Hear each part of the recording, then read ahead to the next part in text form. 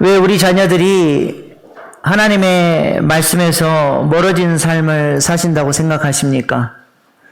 왜 신앙의 전수가 잘 안 이루어진다고 생각을 하십니까? 다음 세대의 신앙교육 전문가인 권창규 목사님의 메시지를 잠깐 영상으로 보시겠습니다.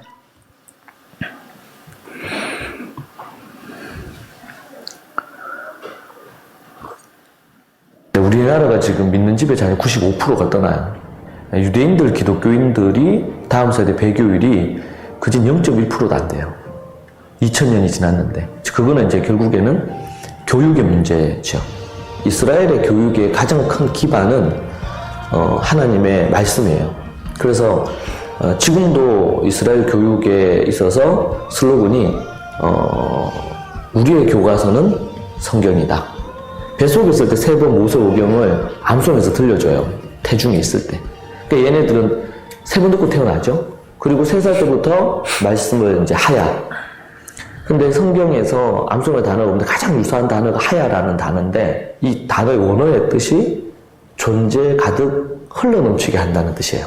외우는 게 목적이 아니고 하나님의 말씀이 곧 하나님이시니까 그 말씀을 중얼중얼중얼해서 마음에 이게 있어가 흘러넘치게 하는 거죠. 이제 그렇게 하고 그 말씀을 이제 7가지를 제가 얘기하는데 읽고 말씀을 묵상하고 그리고 이제 하야 하고 그리고 나서 그걸 연구하고 다라쉬라고 하는데 히브리어로 연구하고 그걸 토론하고 그리고 나서 그걸 갖고 티칭하고 그것을 그 6가지 한 것을 지표 행하는 7가지를 제가 연구해 보니까 초대교회 성도들 구약의 성도들이 하셨더라고요. 그래서 말씀을 하야 하니까 암기력이 뛰어나졌어요. 그러니까 한 학기 공부해야 될 게 너무 작은 거예요. 지금 아이들은 8,000절, 9,000절, 잠언 한글 영어로, 창세기 한글 영어로, 로마서 한글 영어로, 요한계시록 한글 영어로 이렇게 하는 애들이 아주 많거든요. 근데 걔네들이 한글로 영어로 그렇게 암송 하야를 하고 나니까 그러니까 교과 학습은 정말 이거는 너무 이게 한 학기 배울 거예요. 몇 주 안에 할 수 있는 내용들이에요, 실제로. 우리가 얘를 원하는 목표가 명문대 좋은 직업을 갖는 거, 이것도 때로는 무시할 수는 없는 거예요. 그런데 그것을 가도록 하는데, 실제로는 하나님의 말씀과 신앙을 95%가 떠나니까 다 잃어버리게 만들고, 그것은 지옥 보내는 교육이에요, 실제로는.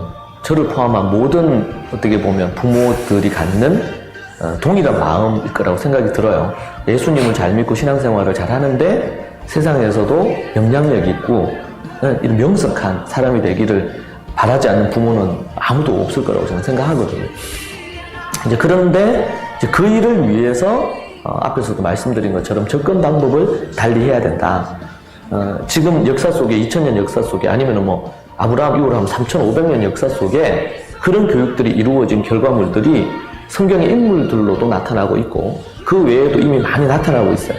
근데 어떻게 그게 가능했느냐? 그것은 교육의 힘으로 이루어진 일이라고 저는 생각을 합니다. 그런 측면에서 저는 우리가 진리를 붙들고 진리 안에서 구약과 그리고 신약의 성경적인 기반을 가진 교육, 초대교회 성도들이 교육하는 그 교육법을 우리가 믿음을 갖고 이렇게 한 걸음 한 걸음 해간다면 아주 우리가 기대하는 로망 이상의 교육의 결과가 나온다. 저는 그렇게 이제 생각을 하고 그런 결과들의 열매들이 조금씩 나타나고 있는 것을 보게 되고 이제 그런 접근을 저는 우리가 해야 되지 않겠는가 그렇게 생각이 듭니다. 이거는 좁은 길이라고 저는 생각합니다. 네.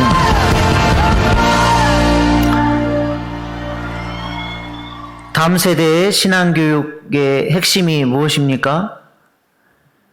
다음 세대로 하여금 성경을 읽고 그 하나님의 말씀이 존재 가득 차고 넘치게 함으로써 그 말씀의 원칙을 따라 살아가도록 교육하는 것이 다음 세대의 신앙교육의 핵심입니다. 한번 따라해 보십시다. 다음 세대가 성경을 말하게 하다. 한 문장으로 하겠습니다. 다음 세대가 성경을 말하게 하다. 시작. 다음 세대가 성경을 말하게 하다. 이것이 우리 교회가 다음 세대를 세워나가는 방향성이 되어야 할 줄로 믿습니다. 그러나 교회 안에서만 성경 교육을 하는 것이 아니라 가정 안에서도 이것이 이루어져야 한다는 것이죠. 오늘날 많은 그리스도인들 가정이 168대 1의 신앙교육을 합니다. 무슨 말이냐? 일주일에 1시간 교회에 데려오는 것으로 우리 자녀들의 신앙교육을 다 하고 있다고 착각을 하는 것이죠. 그리고 나머지 168시간 동안은 세상으로 하여금 우리 자녀들을 교육하도록 그냥 방치하고 있습니다. 그러다 보니까 신앙의 전수가 이루어지지 않고 무려 그리스도인 가정에서 95%나 되는 자녀들이 신앙에서 떠나가고 있다라고 하는 것입니다. 이와 관련해서 CBS 뉴스 잠깐 보시겠습니다. 어린이 주일을 앞두고 교회 학교 문제를 진단해보고 있습니다. 어린이들의 신앙교육, 교회에만 맡겨두면 되는 걸까요? 최근 교육 전문가들과 교회 학교 현장에서는 다음 세대 신앙을 세우는 데 있어 부모의 역할의 중요성을 강조하고 있습니다. 이순규 기자가 보도합니다. 한국기독교목회자협의회가 지난해 실시한 한국인의 종교생활과 신앙의식 조사를 보면 학생들은 자신의 신앙에 가장 영향을 끼치는 사람으로 어머니를 꼽았습니다. 목회자들 역시 교회 학교 성장을 위한 동력을 묻는 질문에 부모를 1위로 응답했습니다. 다음 세대 신앙 양육에 부모의 역할이 중요하다는 목소리가 높아지는 가운데 장신대 기독교교육과 신영섭 교수는 일주일 168시간 중 교회 학교에서의 1시간만으로 자녀의 신앙을 바르게 세울 수 있다는 생각부터 바꿔야 한다고 말합니다. 성경에서도 앉았을 때든지 일어날 때든지 부지런히 가르쳐 지키게 하라는 것이 다음 세대 신앙 전수의 원리이지만 우리가 그동안에 우리 자녀의 신앙 양육의 책임을 교회 학교에 맡겨놓고 부모의 역할은 영적인 택배 서비스만 해왔던 자녀의 신앙교육에 있어 부모 역할의 중요성은 선교 초기부터 강조되어 왔습니다. 1919년 평양신학교 곽안년 교수가 발간한 목사 집업에도 주일학교는 부모가 가르치는 것을 보충할 뿐이니 그 책임을 내려놓고 맡길 수 없다고 나와 있는 등 한국교회 초기 믿음의 조상들도 신앙전수의 책임을 부모에게 두었다는 겁니다. 최근에는 부모 역할의 중요성을 인식한 교회들이 부모교육 프로그램을 개발해 진행하고 있습니다. 서울 충신교회와 경기도 성남의 우리들 교회 등은 부모교육을 운영하고 있고 서울 반포교회는 지역별로 구성되어 있던 목장 모임을 올해부터는 자녀의 연령별로 편성해 운영하기 시작했습니다. 삶의 중심의 이야기인 자녀 연령별로 나이를 묶어서 이야기를 하게 되면 구체적으로 함께 고민하고 있는 것들이 등장을 하게 되고 기도 제목으로 나누어지게 되고 어떻게 말씀 안에서 양육할 수 있을까 고민하는 자리가 마련되거든요. 자녀들의 나이대가 비슷하다 보니 목장 모임에서는 자녀들의 신앙교육을 위한 고민을 나눌 수 있어 부모들에게 좋은 반응을 얻고 있습니다. 비슷한 고민으로 농축이 돼 있으니까 얘기가 더 밀도 있게 나오고 그런 부분에 같이 놓고 기도하게 되면 그게 이제 좀 시간이 쌓이면 확실히 도움된다고 느끼지 않을까 싶어요. 반포교회는 모든 가족 구성원이 함께 모이는 기도회와 자녀 연령대별로 구별해 개최한 세미나도 열고 있습니다. 교회와 가정이 다음 세대 신앙교육을 위해 긴밀히 협력하고 있습니다. 교회에서는 가이드를 주고 가정에서는 실천하고 이럴 때 이 아이의 신앙이 세상 앞에 함부로 타협하지 않고 세상을 이끌어갈 만한 영성의 실력을 갖출 아이들로 자라는 것은 저는 분명히 하나님께서 하실 일이라고 생각을 해요. 부모가 신앙 전수의 책임자라는 인식을 분명히 해야 한국교회 다음 세대에 희망이 있다는 지적에 부모와 교회 모두 귀를 기울여야 할 것으로 보입니다. CBS 뉴스 이승규입니다. 네, 신앙 전수에 다른 길은 없습니다. 부모가 선한 의지를 가지고 가정 안에서부터 계속 신앙 교육을 해야 하는 것입니다. 이 기쁨의 50일 기간 동안에 무너졌던 우리 가정의 예배의 재단이 다시 세워질 수 있기를 소망합니다. 교회와 가정이 하나 돼서 우리 자녀들을 예수님의 제자로 양육하는 일에 협력할 때에 하나님께서 역사해 주셔서 우리 자녀들을 하나님께서 기뻐하시는 자녀들로 세워주시리라 믿습니다. 오늘은 두 번째로 기쁨의 50일 기간 동안 우리가 실천해야 할 것이 무엇인지 노아의 가정의 모습을 통해서 영적 교훈을 또 얻기를 소망합니다. 오늘 본문 창세기 9장 15절로 16절 말씀 우리 같이 읽겠습니다. 시작. 내가 나와 너희와 민 육체를 가진 모든 생물 사이에 내 언약을 기억하리니 무지개가 구름 사이에 있으리니 내가 보고 나 하나님과 모든 육체를 가진 땅의 모든 생물 사이에 영원한 언약을 기억하리라. 아멘. 홍수 심판 이후에 하나님께서는 다시는 물로 세상을 심판하지 않겠다 말씀하시며 무지개의 언약을 주십니다. 무지개는 히브리어로 쾌세트라고 하는 단어인데 활이라는 뜻을 가지고 있습니다. 우리가 영어도 무지개가 레인보우라고 하잖아요. 보우가 활이라는 뜻입니다. 하나님께서 물로 세상을 심판하실 때는 그 심판의 활이 땅을 향해 있었습니다. 하나님께서 이 땅을 향해서 심판의 활을 쏘심으로써 모든 죄인들을 심판하셨습니다. 그런데 이제 무지개의 언약을 통해서 다시는 내가 물로 심판하지 않겠다 약속해 주십니다. 하나님은 노아 홍수 이후에도 사람들이 여전히 하나님을 대적하고 죄를 지을 것을 알고 계셨습니다. 하나님은 거룩하시기 때문에 죄를 보시면 진노하시고 심판하실 수밖에 없어요. 그런데 무지개의 언약, 무지개를 하나님께서 보시고 심판을 당신의 백성들에게서 거두시겠다라고 말씀하시는 것입니다. 무지개의 모양을 한번 생각해 보시기 바랍니다.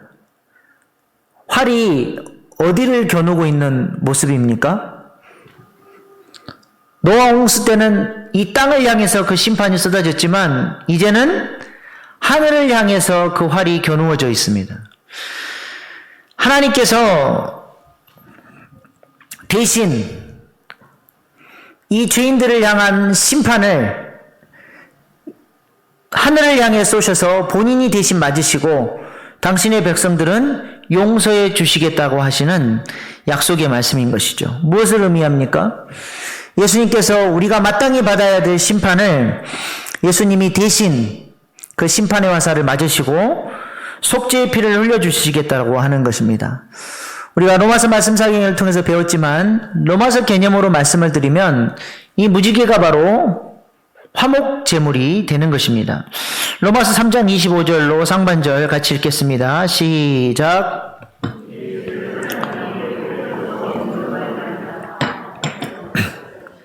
네, 여기 화목 제물의 원어가 힐라스테리온이죠.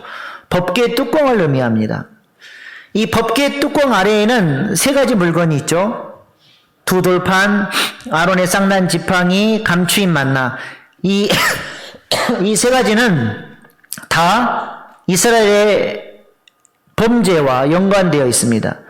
우상 숭배를 했거나 또 하나님을 대적하고 원망했거나 또 영적 지도자인 모세와 아론을 대적하면서 돌로 치려고 했던 그들의 이스라엘 백성들의 죄와 연관되어 있는 그 세 가지 물건을 법궤 안에 놓고 마땅히 하나님의 심판이 쏟아져야 함에도 법궤 뚜껑을 덮고 그 위에 대제사장이 속죄의 피를 뿌림으로써 하나님께서 그 피를 보시고 이스라엘 백성들을 용서하시는 것이죠. 대신 그 속죄의 피를 흘린 제물이 하나님의 심판을 대신 받고 하나님의 백성들은 덮어줌의 은혜를 경험하게 되는 것입니다. 이것이 바로 법궤 뚜껑이 가지고 있는 영적인 의미입니다. 따라서 무지개는 속죄의 피를 통해서 우리와의 죄와 허물을 가려주시는 예수님을 상징하는 것이죠. 그래서 무지개는 항상 부활 승천하셔서 보좌 위에 앉아 계시는 예수님을 묘사할 때 이 무지개가 같이 등장을 합니다. 요한계시록 4장 2절로 3절 말씀입니다. 내가 곧 성령에 감동되었더니 보라 하늘의 보좌를 베풀었고 그 보좌 위에 앉으신 이가 있는데 앉으신 이의 모양이 벽옥과 홍보석 같고 또 무지개가 있어 보좌에 둘렸는데 그 모양이 녹보석 같더라. 하늘 보좌를 봤더니 그곳에 무지개가 둘려 있다. 또 에스겔서 1장 28절 말씀입니다. 그 사방 광채의 모양은 비 오는 날 구름에 있는 무지개 같으니 이는 여호와의 영광의 형상의 모양이라. 내가 보고 엎드려 말씀하시는 이의 음성을 들으니라. 예, 무지개가 예수님을 보여주고 있는 것입니다. 그러므로 하나님께서는 이 무지개의 언약을 노아와 노아의 후손들에게 주시면서 하나님은 이미 그 언약 속에서 누구를 보고 바라보고 계시는 거예요? 예수 그리스도의 속죄의 피를 바라보시면서 그들을 덮어주시는 은혜로 함께 하시겠다라고 약속해 주시는 것입니다. 이러한 덮어주시는 은혜를 경험한 노아와 노아의 후손들은 이제 어떻게 살아야 합니까? 노아의 홍수 이야기 마지막 노아와 세 아들의 에피소드를 통해서 하나님은 이 덮어주심의 은혜, 무지개 언약을 받은 사람들이 어떠한 삶을 살아야 하는지를 가르쳐 줍니다. 오늘 본문 9장 20절로 21절 말씀입니다. 노아가 농사를 시작하여 포도나무를 심었더니 포도주를 마시고 취하여 그 장막에서 벌거벗은지라. 성경은 노아가 의인이었고 순종의 사람이었다라고 말씀합니다. 그러나 죄가 전혀 없는 완벽한 사람이라고는 말하지 않습니다. 노아가 그렇게 순종하고 하나님 뜻대로 잘 살았던 사람이지만 그것이 노아의 본성 안에서 노아가 원래부터 의인이었기 때문에 그렇게 산 것이 아니라 하나님의 은혜와 사랑의 지배 아래 있을 때 그렇게 살았다고 하는 것을 보여주고 있는 것이죠. 천하의 노아라도 은혜로부터 멀어지니까 그의 삶 가운데 수치스러운 모습이 발견되어지는 것이죠. 노아도 은혜에서 멀어지면 넘어지기 쉬운 연약한 죄인이라고 하는 사실을 보여주고 있습니다. 노아가 어떤 이유로 그렇게 과음을 했는지는 잘 모르겠지만 분명한 사실은 노아가 은혜에서 멀어져서 아담이 죄로 말미암아 벗었음을 수치스럽게 여겼던 것처럼 노아도 수치스러운 상황 가운데 놓여 있습니다. 성경은 노아와 같이 이렇게 술 취하는 것을 이 세대, 타락한 세대의 대표적인 특징으로 말씀을 하고 있습니다. 에베소서 5장 18절 말씀입니다. 술 취하지 말라. 이는 방탕한 것이니 오직 성령으로 충만함을 받으라. 술 취한 것이 뭐예요? 성령의 인도를 따르지 않고 육체의 소욕을 따라 살아가는, 은혜가 없이 살아가는 삶의 모습으로 묘사되고 있는 것입니다. 노아가 술에 만취함으로써 은혜에서 멀어져서 성령의 지배를 받는 사람이 아니라 육체의 소욕을 따라 살아가고 있는 모습이 지금 보여지게 된 것입니다. 이로 인해서 노아는 자녀들에게 보이지 말아야 할 수치를 보여주게 되죠. 성령이 충만했을 때는 그 놀라운 방주를 자녀들과 함께 독려해서 철저하게 순종해서 현대의 과학으로도 만들 수가 없는 그 놀라운 방주를 만들어냈는데 지금은 은혜가 떨어지니까 자녀들에게 수치스러운 모습, 보여주면 절대로 안 되는 모습을 보여주게 된 것입니다. 부모가 은혜에서 멀어지면 자녀들에게 영적인 영향력을 점점 상실해 가게 되는 것입니다. 아버지의 수치스러운 모습을 보게 된 아들 함은 어떻게 행동을 합니까? 오늘 본문 22절 말씀 같이 읽겠습니다. 시작.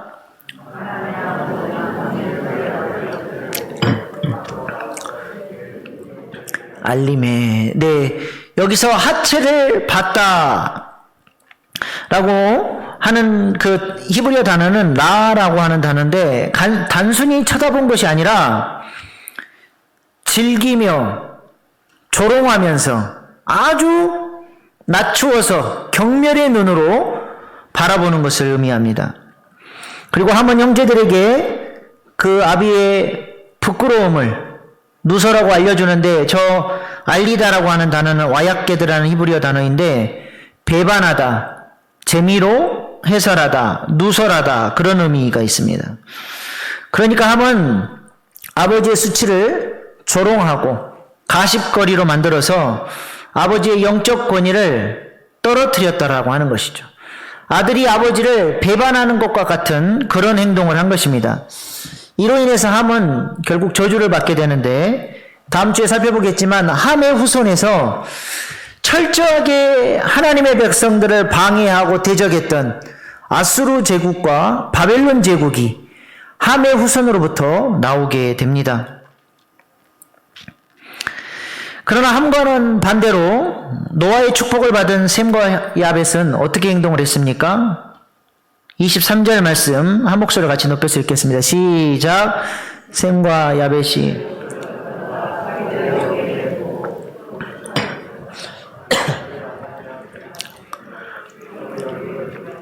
그들의 아버지의 하체를 보지 아니하였더라.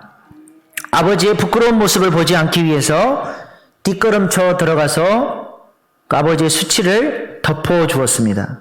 여기서 덮다라고 하는 단어 카사는 단순히 덮어서 가린다라는 의미보다는 죄를 가리워서 용서한다라는 의미가 훨씬 많이 쓰이는 단어입니다. 그러므로 무지개를 통해서 덮어줌의 은혜를 경험한 사람은 마땅히 내어놓아야 할 삶의 열매가 무엇이라는 것입니까? 바로 셈과 야벳처럼 허물을 덮어주고 용서하는 것이어야 한다는 것이죠. 우리의 언어가 험담하고 흉보고 지적하는 언어가 아니라 용서하고 덮어주고 사랑하는 언어가 될 수 있기를 소망합니다. 왜냐하면 하나님께서 우리에게 덮어주심의 은혜를 베풀어 주셨고 우리를 용서하시고 사랑해 주시기 때문입니다. 똑같은 상황을 목도하지만 그 사람의 마음 안에 은혜의 지배를 받느냐 죄의 지배를 받느냐에 따라서 그 응답, 반응은 완전히 다른 모습으로 나타나게 되죠. 함은 정죄하고 경멸했다면 셈과 야벳은 덮어주고 용서했다라고 하는 것입니다. 창세기 8장에 등장하는 까마귀와 비둘기를 한번 생각해 보시기 바랍니다. 8장 7절 말씀입니다. 까마귀를 내놓음에 까마귀가 물이 땅에서 마르기까지 날아 왕래하였더라. 물이 얼마나 감했나 알아보려고 노아가 까마귀를 내어놨더니 까마귀가 어떻게 합니까? 돌아오질 않아요. 까마귀 눈에 뭐가 보였을까요? 온 도처에 쓰러져 있는 사체들이, 둥둥 떠다니는 사체들이 보였을 겁니다. 그거 뜯어먹고 사느라고 까마귀는 돌아오지 않습니다. 그래서 노아가 비둘기를 내보내죠. 비둘기가 돌아다니 보는데 앉을 곳이 없어요. 도처에 사망밖에 없는 겁니다. 다시 돌아오죠. 일주일 뒤에 다시 내보냈더니 비둘기가 새 감람나무 잎사귀를 물고 오게 됩니다. 창세기 8장 11절 말씀입니다. 저녁 때 비둘기가 그에게로 돌아왔는데 그 입에 감람나무 새 잎사귀가 있는지라 이에 노아가 땅에 물이 줄어든 줄을 알았으며. 똑같은 상황에서 까마귀는 뭘 봤어요? 사망을 봤고 비둘기는 생명을 보았다라는 것입니다. 우리의 마음이 어떠하느냐, 우리의 관심사가 무엇이냐에 따라서 보여지는 것이 다릅니다. 생전 군인들 관심 있게 쳐다보지도 않았는데 아들이 군대 가면 어떻게 됩니까? 그렇게 군인들이 잘 보여요. 눈에 띄고. 예사로 안 보이고 한참 쳐다보죠. 아들이 생각이 나서. 그 마음에 관심이 있으니까 그전에는 군인들이 보이지도 않았는데 아들이 군대 가면 그렇게 군인들이 많이 보여요. 명품을 좋아하는 사람은 어떻습니까? 어떤 사람은 누가 무슨 옷을 입었고 무슨 가방을 들었는지 보이지도 않아요. 그러나 그것에 관심 있는 사람은 저 사람은 무슨 옷을 입었고 무슨 가방을 들었고 온통 관심이 거기에 가 있는 것이죠. 여러분은 무엇을 보는 눈을 가지셨습니까? 우리는 까마귀 눈이 아니라 비둘기 눈을 가진 사람들이 되기를 소망합니다. 이를 위해서 기쁨의 50일 기간 동안 우리가 실천하고자 하는 것이 바로 감사 묵상입니다.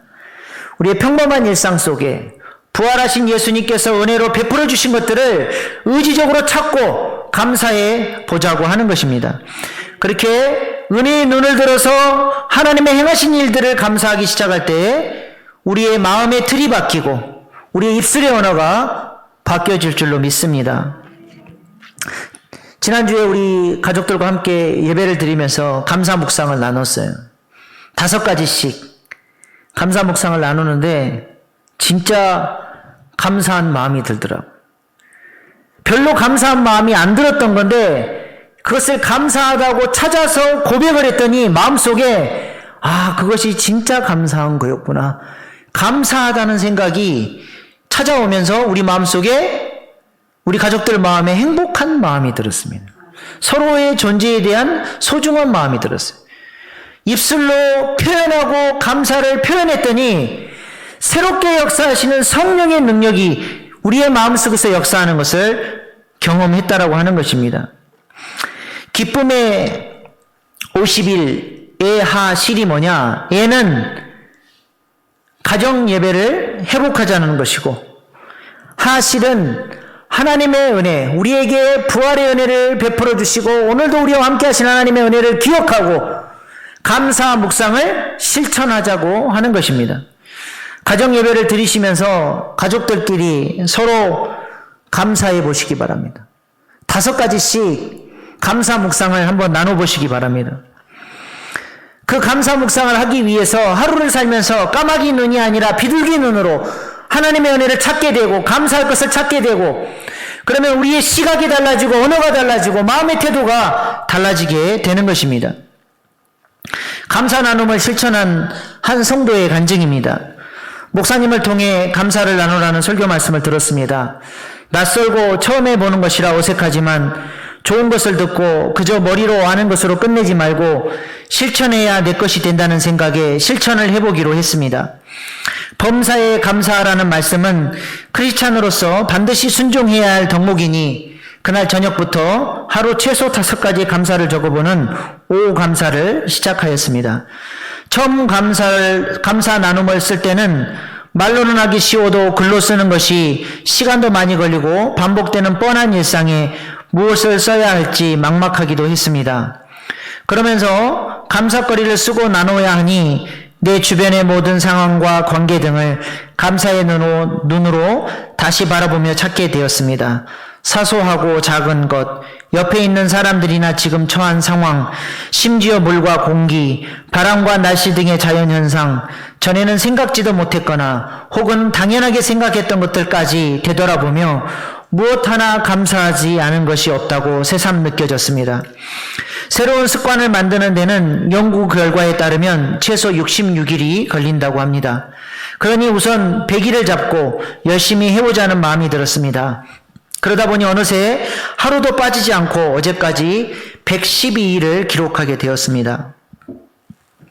눈을 뜨자마자 감사합니다 하나님 3창을 외쳐 고백하며 하루를 시작하고 감사 나눔을 기록하며 하루를 마무리하는 것으로 예수님이 내 삶의 주관자 되심을 되새기며 표현하니 평정심을 잃을 상황임에도 자유함과 평안함이 있었습니다.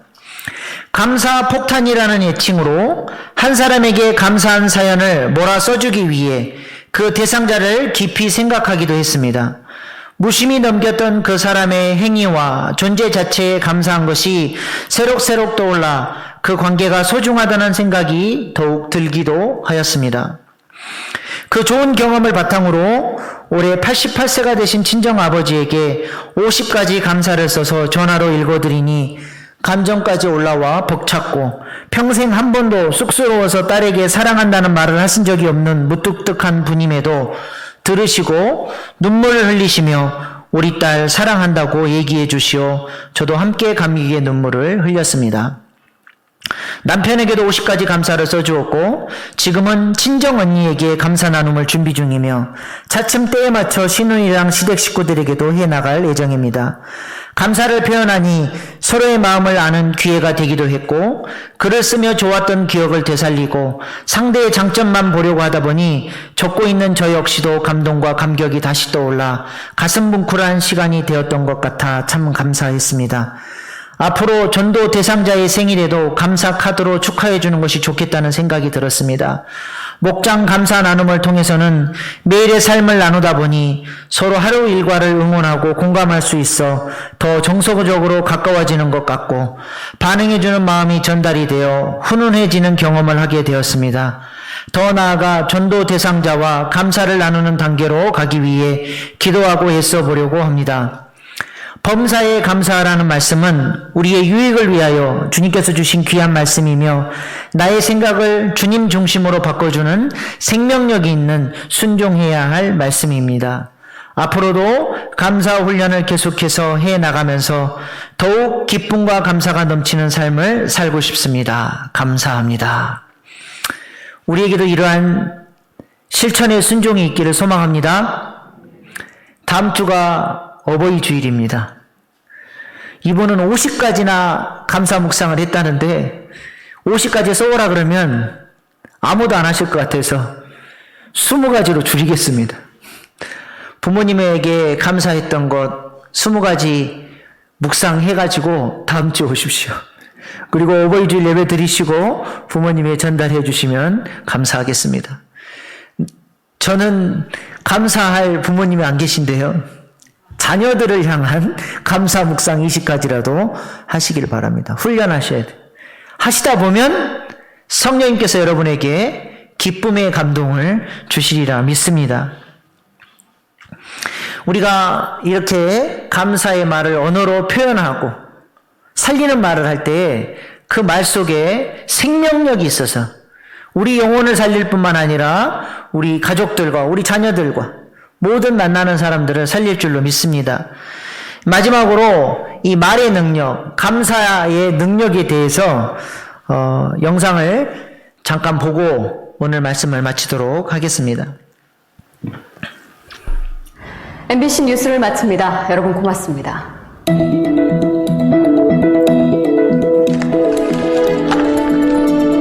수고하셨습니다. 카메라 앞에 서면 누구나 긴장하기 마련이죠? 사실 저도 마찬가지인데요. 이렇게 뉴스를 끝내고 나니까 이제서야 좀 편안해지네요. 카메라에 이렇게 불이 켜지면 말투나 표정이 평소와는 완전 다른 사람처럼 변하게 되거든요. 방금 전 뉴스를 하던 저와 지금 제 모습이 이렇게 다른 것처럼 말이죠. 여러분은 오늘 어떤 말을 가장 많이 하셨나요? 매일같이 쉴 새 없이 말을 하는데 뭘 그런 것까지 신경 쓰느냐고요? 글쎄요, 과연 그럴까요? 무심코 내뱉은 말 한마디 속에 엄청난 비밀이 숨어 있습니다. 실험 다큐 말의 힘, 이제부터 시작합니다.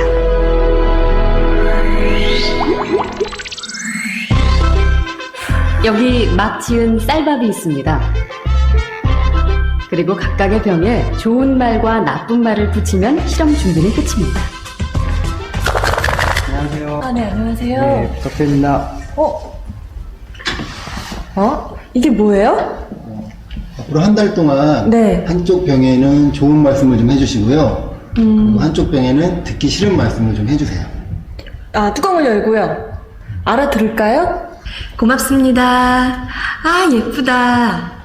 냄새 날 것 같아. 짜증나. 미워. 카메라 앞이라 그런지 짜증나도 너무 짜증 안 나게 얘기하시는 거예요. 제대로 한번 짜증나게 할까요? 짜증. 어우, 짜증나.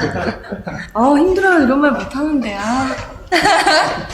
고맙습니다. 짜증나. 감사합니다. 짜증나. 아, 예쁘다. 아유, 짜증나. MBC 아나운서실과 일반 사무실 모두 5곳에 전달했는데요. 4주 후 과연 어떤 변화가 생길지 함께 기다려 볼까요? 4주 후. 안녕하세요. 맡긴 물건 찾으러 왔습니다. 아, 맡기신 물건이요? 이거죠? 그리고 여기요. 두 눈을 믿기 힘들 정도로 차이는 분명했습니다. 고맙습니다. 예쁘잖아요. 하얗고 뽀얀 곰팡이가 많이 생기긴 했는데 하얗고 뽀얀 곰팡이가 있고요.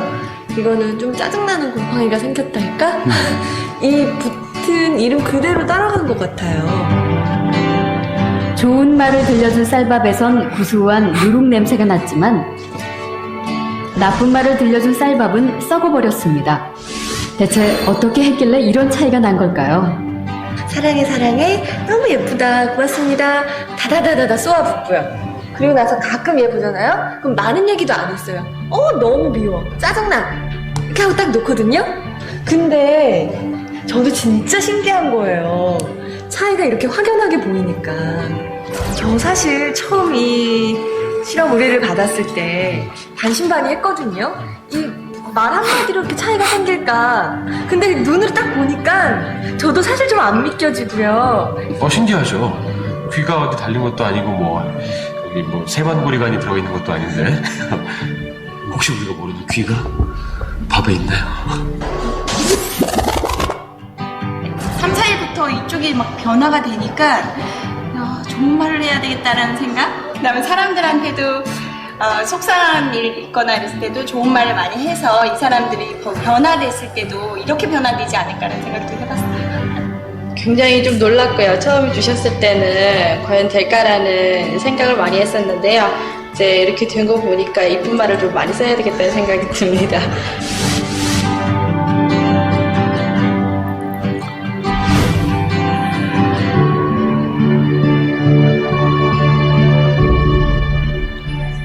밥풀이 한 달 동안 겪은 일을 기록한 사진인데요. 그 결과가 바로 여기 있습니다. 단지 좋은 말과 나쁜 말을 들려줬을 뿐인데 보이시죠? 이렇게 색깔이 확연하게 구분될 정도로 다르게 변해버렸습니다. 이게 만약 밥풀이 아니고 우리의 가족이나 친구 혹은 직장 동료였다면 어땠을까요? 건강한 파동과 밝은 에너지를 전해주는 말의 힘을 새삼 깨닫게 됐습니다. 우리의 말과 글을 아끼고 지키는 길. 그 시작은 배설하는 말이 아닌 배려하는 말, 또 어렵고 난해한 글이 아닌 쉽고 편한 글을 쓰려는 노력에서부터 출발하는 건 어떨까요? 저부터 한번 실천해보죠. 여러분, 고맙습니다. 그리고 사랑합니다. 네, 이것이 바로 말의 능력입니다. 특별히 우리 그리스도인들에게는 하나님께서 왕권을 주셨습니다. 그래서 우리가 우리 교회에서 어떻게 인사합니까? 왕의 권세를 가지고 빛이 있으라 인사하죠. 우리 옆에 계신 분들에게 왕의 권세를 가지고 빛이 있으라, 사랑합니다, 감사합니다 인사 한번 하십시오.